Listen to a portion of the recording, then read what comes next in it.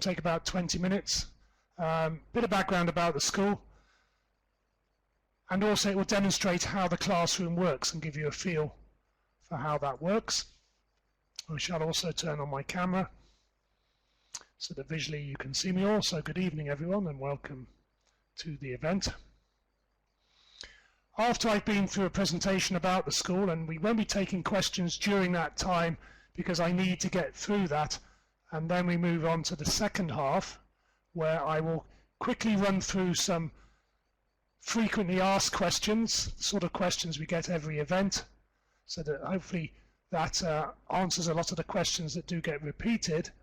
And then we'll open the forum for everybody to ask questions with text using a Q&A box, and also we'll enable some people to speak on their microphones, and they'll be able to ask a verbal question in the classroom, and everyone will be able to hear those questions. I also have some staff here helping me answer those questions, and as the questions get answered on text, they will be displayed. But more on that later. Let's get on with the school. So we've been running for quite a few years now, 15 years or so. Always about 50-50 boys and girls, mostly people based in the UK, but we have students from all around the world. We deliver a huge number of lessons every week. We have almost 2,000 students in InterHigh. So the school has grown tremendously over those 15 years, and the demand, as you can see from the number of people here today, is still high. We tend to follow the English national curriculum. So we have Key Stage 2, 3, 4 and 5. Key Stage 2 is the last 3 years of what we would call primary school. So these are students being 9, 10 and 11 years old in the school year. Then you move on to Key Stage 3, the first 3 years of secondary school for people in the United Kingdom. So these are students being 12, 13 and 14 during the school year. Then things get a bit more serious in Key Stage 4 as we spend 2 years preparing students to take international GCSEs. So these are normally students aged 15 and aged 16 in the school year. And then finally we have our final Key Stage 5, where we study for 2 years again for international AS and A Levels. And they can be taken across the world. And these are normally students aged 17, 18. I say normally, at InterHigh it is feasible for students to work in years above their age group or years below their age group, depending on the situation in their previous time in education. And because it's online, students don't get embarrassed so much by being in different year groups to their age. Key Stage 2, this is the primary school years. We do a very sort of limited range of what we call our core subjects. As you can see them listed there, important subjects taught by subject specialists, and students also have the ability to go to a common room and a tutorial session each week in their form groups. Then Key Stage, and again remind you that's students being 9, 10 and 11 in that year, although we have had a few younger students who are keen to start year 4, and they might be as young as 8. Key Stage 3, as you can see, the breadth of subjects is getting a bit more detailed here. On the top left, you can see the sort of core subjects that we will cover. There are some additional subjects. There is a slight extra cost for some of those. We have the extracurricular activities, of which there's no cost. That's common room, exercise class, and tutor group. So we run an exercise class every Monday morning, just stretching exercises so people can loosen themselves up at the beginning of the week. We have a few support groups to help students in different areas where they may be struggling, or to help the more able pupils be stretched. And we have a few clubs available, art, chess and science, and a couple of extra special courses in childcare, babysitting, creative writing and Mandarin. And there are small costs for those 3 courses at the bottom. So this is students aged 12, 13 and 14 during the school year. I'm going to jump through that timetable because everybody's timetable is slightly different depending on what subjects they take. Key Stage 4, as you can see, we've got even more breadth of subjects. We have a core group of subjects that students can all study. And then, as you can see down the bottom left, we now have quite a wide range of extra subjects available. The additional subjects are additional cost to the core price. The core price will include all those subjects as a group. And new this year, or coming in September, we're adding further maths, so that students who are particularly brilliant at maths might want to do a bit more depth, and that gives them that opportunity. Again, like the other year groups, we've got common room and exercise class and tutor groups. We have some assured courses. Now, there are some subjects which we can't do IGCSEs in or GCSEs due to the nature of them perhaps being coursework based or activity based. So what we run now are some assured courses, assured by City and Guilds, in subjects like art, photography, as you can see they're listed there on the right hand side. We have the similar support groups as you saw before for Key Stage 3. We have some clubs available and a few extra little courses, again the babysitting, creative writing and Mandarin. So a very broad curriculum available for people to do. Finally, Key Stage 5, in our final 2 years, this is doing international A levels, and you can see there's a very broad range of subjects now, over 20 subjects there listed down the left hand side that are available. Computer science being new for this September, the first time we're running that. So there is a range of subjects. Obviously, to choose them, you can't choose everything you want to do. Normally students do 2 or 3 A levels, and there are certain groupings that are available which were made available to you should you apply to join the 6th form. And then, of course, after the A levels, students move on to college, university, apprenticeships, all sorts of courses they may be following. And often people ask, well, how well do your students do?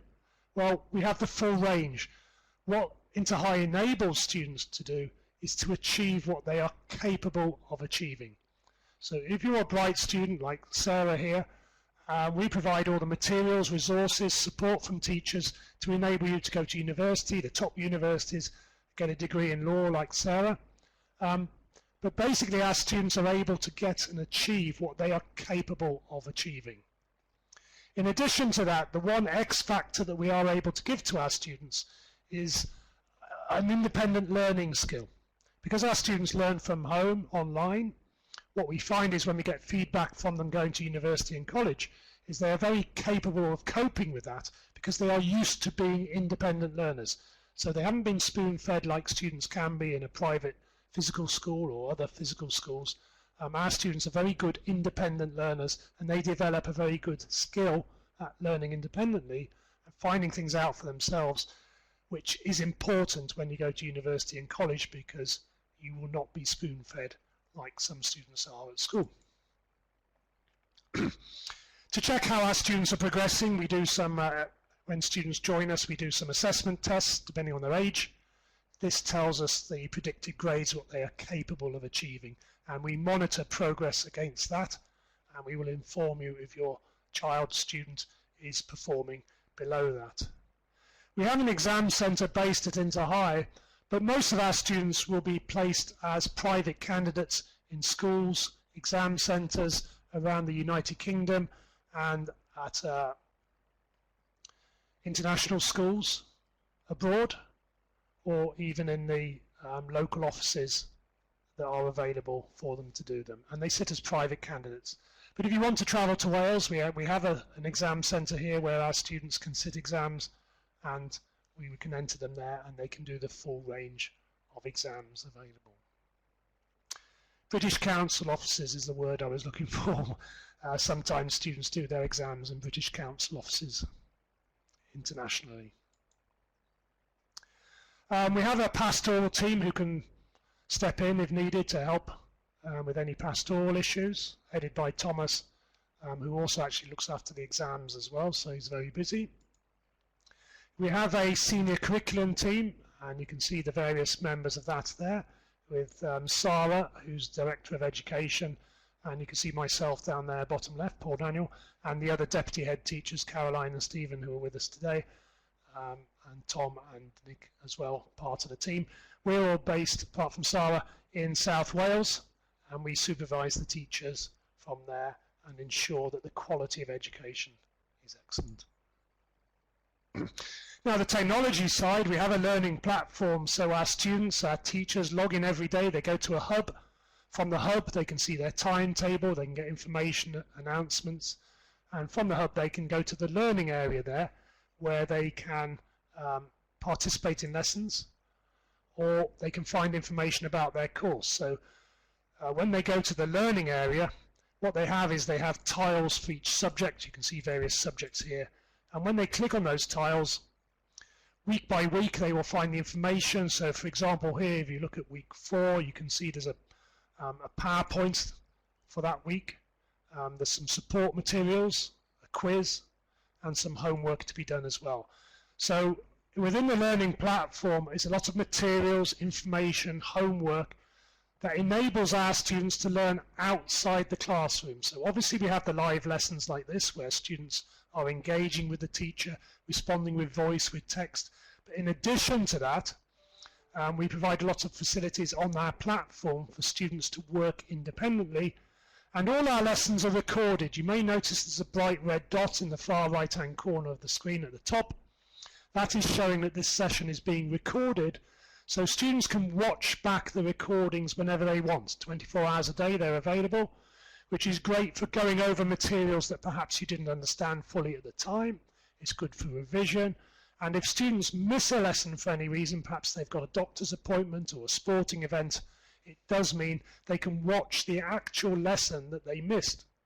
And that means they're able to not miss out on the content and the material and the work that went on in the lesson that they missed.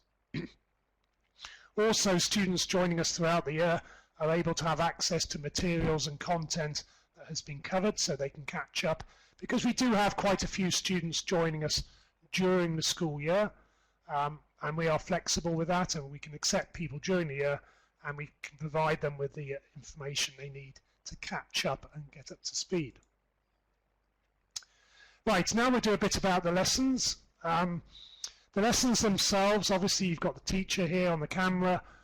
You saw the text before we started, how that works. There's a sort of chat box so students can interact. Students can speak on the microphone and they can hear each other speaking and answering and asking questions, which is great for subjects like modern foreign language, English, or all subjects really. In addition to that, we've got an interactive whiteboard, so the students and the teacher can write on the board during a session. There we go, just to demonstrate that. And we could open up a clean whiteboard as well and put some questions on the board and get students answering questions on the board, perhaps answering maths questions or science questions, writing their answers on the board. So there's a whiteboard. In addition, we can go to breakout rooms. So I'm not going to demonstrate that because there's too many people here to do that. But students can be allocated in small groups to breakout rooms. They can work together and then come back to the main classroom and present the work that they've been doing in their groups. So that enables a bit of teamwork and a bit of group work to go on as well. Now, in addition to that, if, say, for example, we're doing an English work, perhaps we're doing some Shakespeare, then we can load in an MP4. And we can just have a look at this. If I can just stretch it out right, there we go. And we can show an MP4 like this. Friends, Romans, countrymen, lend me your ears. I come to bury Caesar, not to praise him. The evil that men do lives after them. The good is oft interred with their bones. So let it be with Caesar. The noble Brutus hath told you Caesar was ambitious.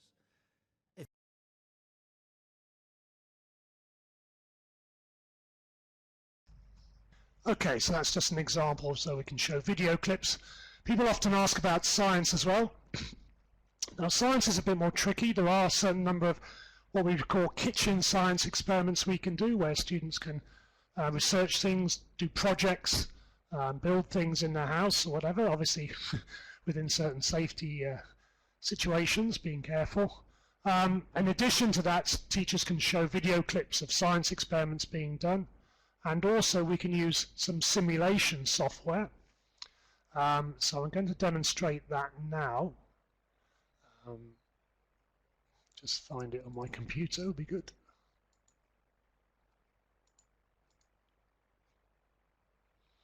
Okay, so let's just load that in. For some reason it isn't being preloaded, so just bear with me a second while I just go and find that. So the science simulation software I'm about to show you enables the pupils during a lesson to have a look at an experiment and to see the experiment taking place. So I'm just quickly going to load that in.